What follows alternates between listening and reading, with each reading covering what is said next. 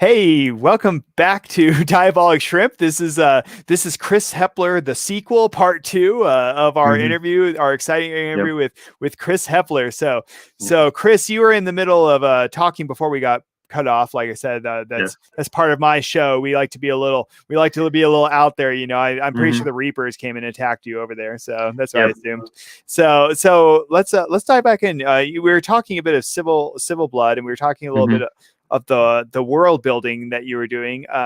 And for those of you that maybe didn't get our previous video, check it out. It's on the channel here. The rest of the interview is, but Hmm.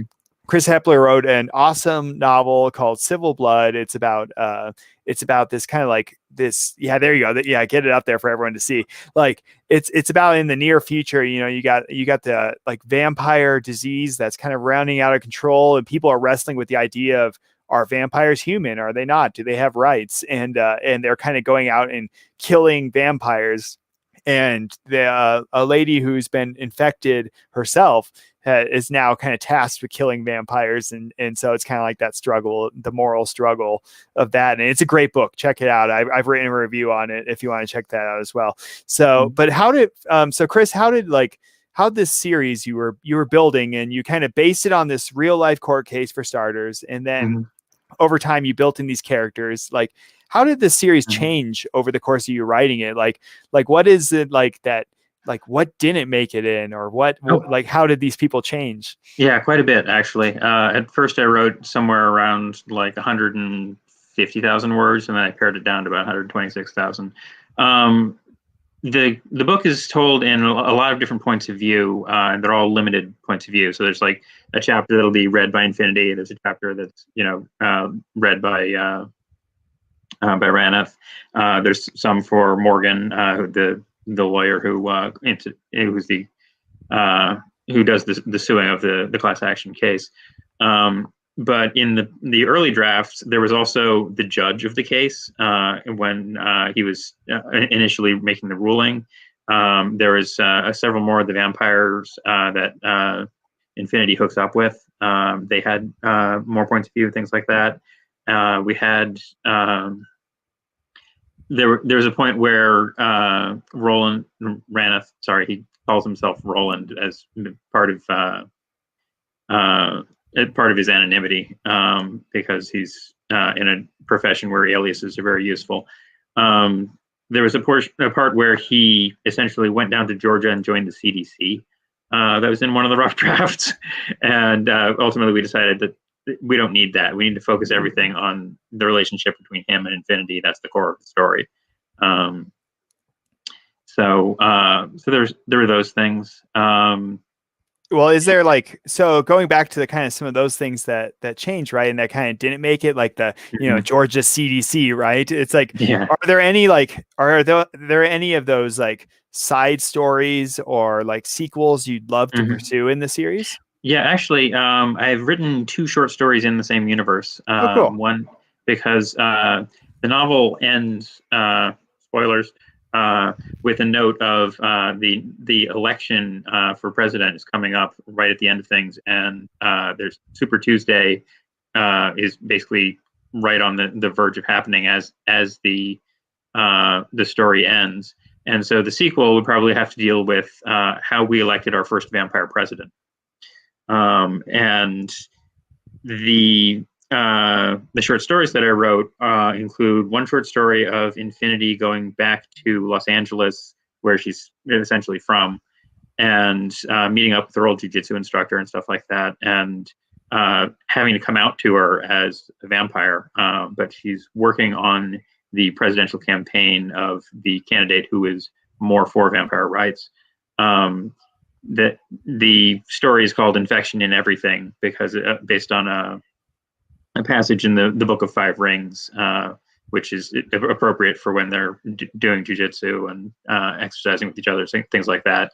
It talks about, it was a statement of how basically your attitude can change the attitude of the other person, especially your opponent and stuff like that. Like if you relax for a second, the other person sort of automatically has to react to that, or if you tense up and you shape up and stuff like that, it'll cause a reaction in another person. So there's infection and everything. And of course, the double meaning is that she's dealing with vampirism and whether or not she needs to bite somebody and infect them, things like that.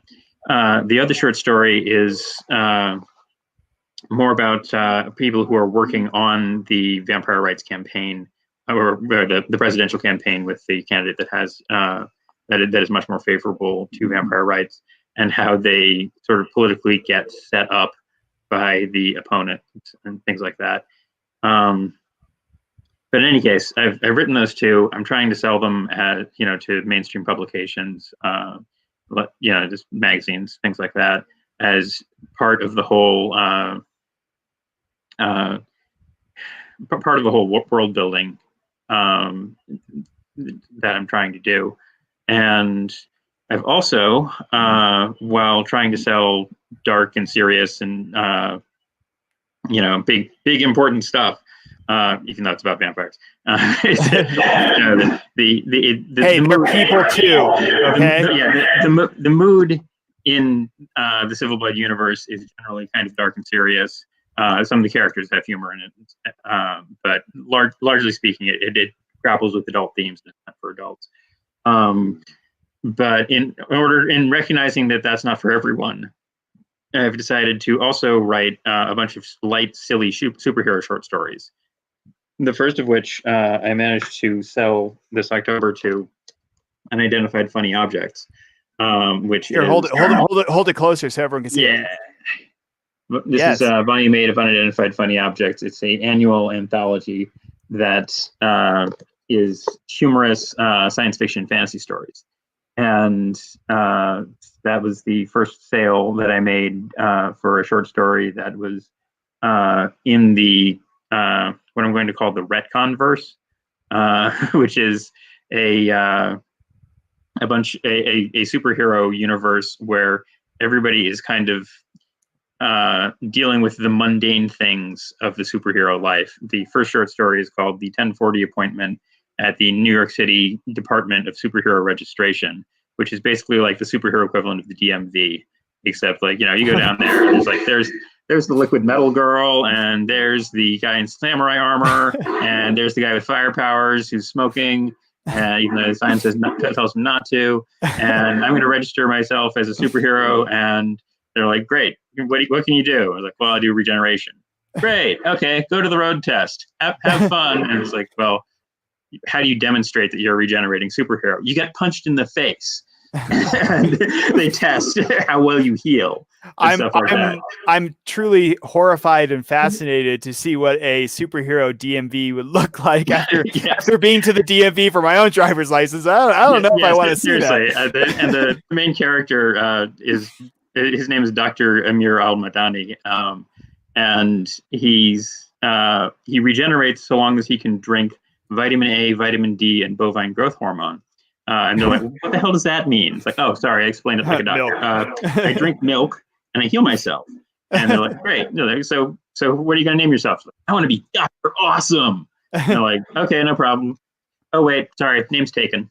I'm like, what do you mean name's taken? Like, name's taken. Yeah, we registered these all over the world, and somebody else is Dr. Awesome. He's had it for 6 years, and you can't actually be Dr. Awesome. Like, well, what do I do? It's like, well, we have a department for such things. You give me $50 and we'll sign you up, and they'll give you a name appropriate to your power and background. It's like, well, what sort of names do they come up with? I was like, well, if you're speaking Arabic and you are regenerating because you drink milk, they're probably going to call you the milkshake.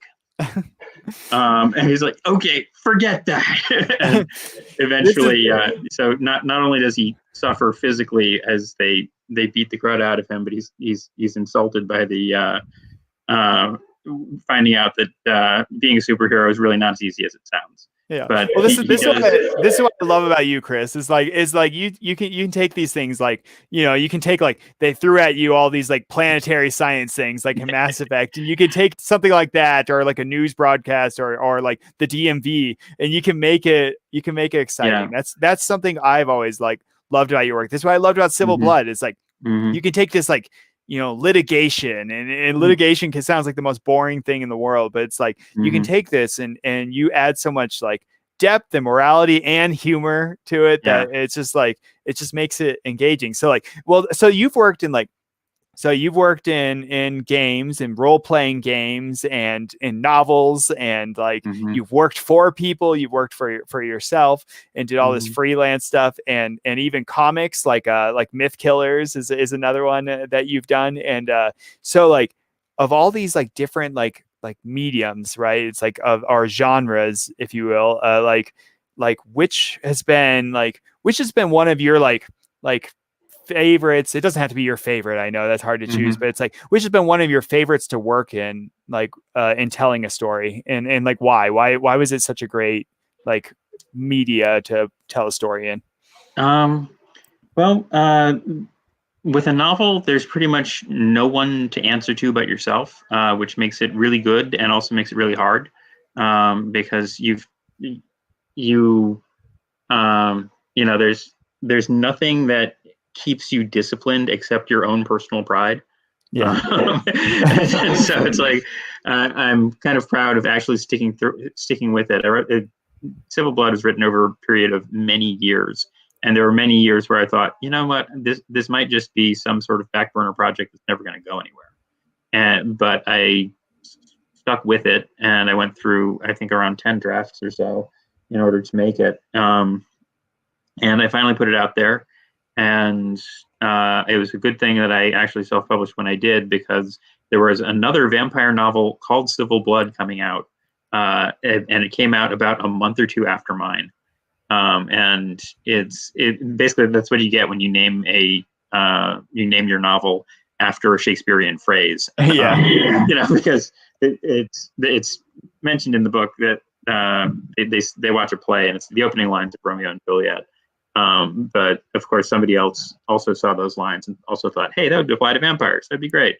So I made sure that my novel is sold with a subtitle of The Vampire Rights Case That Changed a Nation under it. And that's, you sort of have to Google that with the whole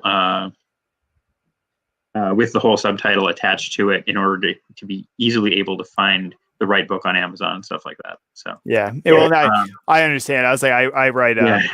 I'm a best-selling comic creator, just Mm-hmm. recently here actually. And like, Mm-hmm. but mine's like set in the Peter Pan kind of world. It's like Peter Pan Yeah. as a vigilante crime fighter, but it's like, and I was like trying to think of the name, and I went through the same things as like, it's called The Lost Boy, but it's like, it's the same Yeah. thing. It's like, there's a 50 million things called like, Yeah, The there's Lost 50 million Boy, things you know? called Lost. Yeah, it's really trouble in science fiction and fantasy, and when you start doing stuff like that. I think it's probably why there's a big trend right now in fantasy of calling things like, a court of thorns and roses, and like, or and you like mix up two common words and just make it sound cool. Through a comma. Yeah. and stuff like there's a lot of them that like Throne of Ash and Dragonfire or something. They're all unique, but we're at the point where you can't just call a story Ashes. You can't just call the story Dragonfire. You have to call it, We're gonna have to get like an author DMV or something. Yeah, pretty much. Yeah. So for you, like kind of what's, or like you've already written an existing series, but like, and I always ask this to authors that come on, like, but if there was like someone reached out to you with an existing series already, like whether it's a book or a movie or a video game, like what would be like an existing series you would love to write in, like write a story for? That's kind of interesting. I think it'd be really, really. Oh, they just ended the run of the TV series The Magicians, which I watched, and I totally loved it, because it started off in like college and graduate school, and the feeling of what it's like to be in higher education, along with incredibly dangerous magic, opponents that don't give a toss whether or not you're in class at the time when they attack your university or something like that. And there's all sorts of dark secrets of like, yes, there's fun hookup culture, and there's also all of this horrendous nasty like abuse that went on with the Chatwins and the characters who were influential in creating Fillory, the Narnia style alternate world that they go to. And I always kind of thought that there needs to be more college and university aged protagonists where you're really like discovering that the world is much bigger than you thought it was, and you are not as prepared for it as you think you are, because high school has been done to death. I mean, there's still plenty of room for high school age stories out there. That the subgenre is probably never going to be finished, but there are so many out there that already use that. And there's the young adult novels where the kids are 12 to 16 or so. Over the course of the series has been filled amply by the Rick Riordans of the world and the J.K. Rowlings and everybody like that. So I always thought, were I to be put on the Magicians, I would totally dig it, basically, because I always wanted to I met my writing partner, my wife, in college, and we always thought it would be really fun to do new adult series. But, cool. So that's my answer. Yeah. So so I guess it leads into like the next thing. Really, it's like what's next for you? I mean, you touched on some of that before, but it's like what's next for you? I mean, like, are you going back for like the Mass Effect remaster or what? No, I don't think that's going to happen. I mean, I think the remaster. I think what they're going to be doing is just changing the graphics. Yeah, and that's my nothing else. So they don't need me to be like coming back and they're like, hey, we're gonna fix up all the typos in the non-voice text. We're gonna put in that swamp planet and that ice planet. Yeah. We're gonna do that. So for you, what is next then? So I hope you're working on a Civil Blood sequel because I loved it. Well, and you did mention it. You mentioned kind of a what I would like to do is because Civil Blood is self-published and I don't want to basically have a vanity project in which I spend a lot more money than I take in. I'm trying to sell short stories in largely the ones in the retcon verse, the superhero stuff. So I wanted to sell those and use that money in order to pay for the Civil Blood sequel, because it's sort of a hybrid of traditional publishing funding the self-publishing. So I have short stories about I have one that has the interrogation of a Hannibal Lecter sort of person, like the same sort of dynamic you get in Silence of the Lambs. If you replaced Hannibal Lecter with an adult film star who had sexually transmitted superpowers. And then there's other ones of, there's one of a person who is basically Mark, the IT guy, who gets called in to deal with the crime-fighting supercomputer on like the Justice League's orbital station, except that because it's gone down, and he has to figure out why. It's just sort of like, we all the usual people are often the other, on some other planet fighting the aliens and bringing peace to the planet or something like that. Whatever. We now have like one guy left behind who drew the short straw, and the wormhole generator is not working right now, and we need to figure out why, and I'm locked out of the computer, and can you help us? So they called the IT guy up.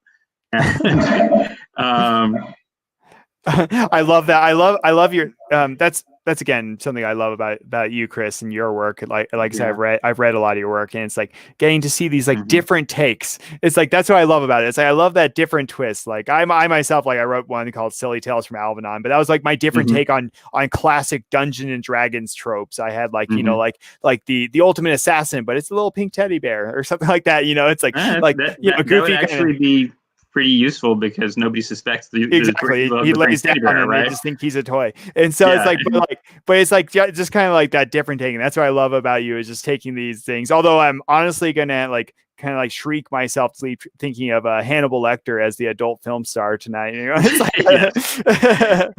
but so there's stories like those. There's one I think I've got. It's not super fleshed out yet, but I want to see what's the alumni association like at the Charles Xavier School for the Gifted? You got to call up all the superheroes and be like, "Hi, can you donate money?" And they're like, God damn it! The last time I was at your, when I was at your school, we were invaded by the aliens, and there's a bunch of supervillains who broke my arm, and forget you. Click. Yeah. Listen here, bub. Stop calling. I'm blocking your number. Yeah, seriously. And it's like, you call up all the superheroes. I'm like, seriously, I don't have any money. I do what I do because I'm a superhero. I'm a crime-fighting vigilante. There's no money in that, and so the protagonist has a hard row to hoe.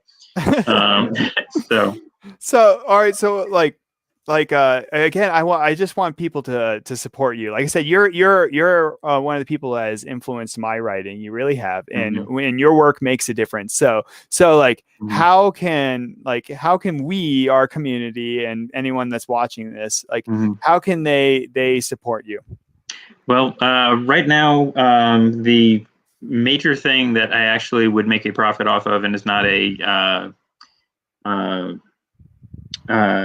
is not a work for hire, basically, would be Civil Blood. So that's a novel where the proceeds actually go to me. But we would like some more people to read Unidentified Funny Objects 8 because it's gotten, it was a Kickstarter project. It's kind of small and indie press, and it's got like a couple of reviews on Goodreads, most of which are very positive. I don't believe it has any on Amazon yet because it was just released at like the end of October. So, check it out, read it, rate it. If you like it, great. If you don't like it, great. That's pretty much where I'm at right now, and I will be. There's a project of mine coming out on the Amazon Echo, but I don't think it's announced yet. Okay. So I can't really plug that. I don't have enough, persuasion points in order to to get you. I can't use it. You're like Jedi mind tricks only work on the weak-minded, so I can't. Yeah, I can't use that. And the renegade interrupt to punch me in the face is kind of hard to do over Zoom. I'm trying. No, it's with a 1-inch punch, chi punch. Hey, Chris, it's been fantastic to have you on. Like I said, you're someone that's influenced me, and I really do hope people dive in and read your work, especially Civil Blood. Like I said, I reviewed it. I loved it. And so link is down in the description of our first part of the interview. So if you're watching this part of the interview, jump back and learn more about Chris in our previous interview. So Chris, thank you so much for being on the show. Well, thanks for having me, Josh. Yeah, it was a blast. Okay. Okay, heading out. Well, that was sorry, Chris, we're still on for just a second. Give me a second. Yep. So that was Chris Hepler. And like I said, his link is down there. Please do support him, Civil Blood. If you have any questions for him or you want to say something to him, please do write it down in the comments. I'll make sure he gets those. If you were mad about him killing one of your characters, throw it down there as well. So thanks for watching. This has been another Diabolic Shrimp. Have a good night.